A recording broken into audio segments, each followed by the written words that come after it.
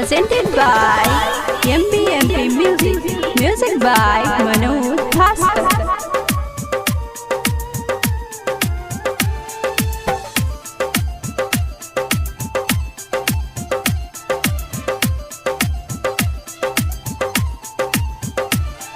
दिल में रहत रहलू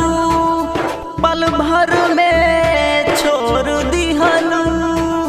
पल भर में छोड़ दिहलू दिल में रहत रहलू पल भर में छोड़ दिहलू बात मननी ना हम अपना यार के ना प्यार कैले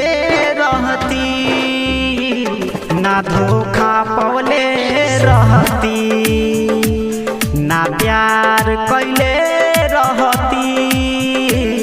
ना धोखा पवले रहती।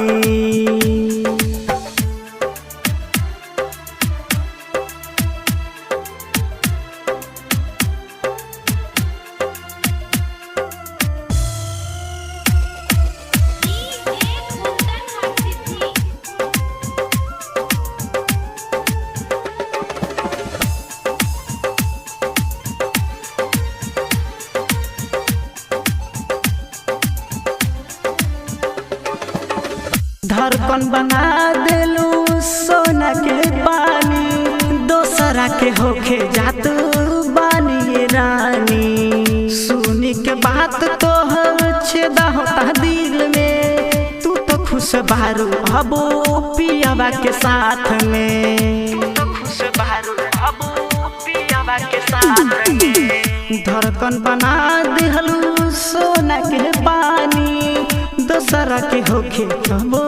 जाता निरानी सुनी के बात तो हर छेदा होता दिल में तू तो खुश बारू अब पियावा के साथ में दिल सौदा बना के बेचलू ना प्यार कैले रहती ना धोखा पौले ना प्यार कैले रहती ना धोखा पौले रहती।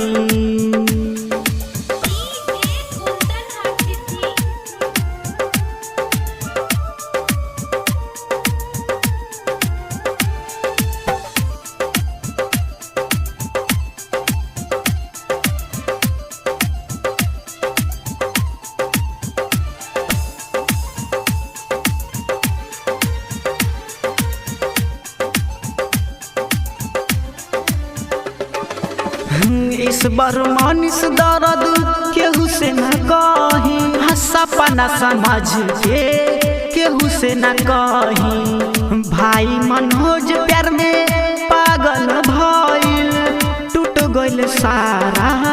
मनवा के सोचल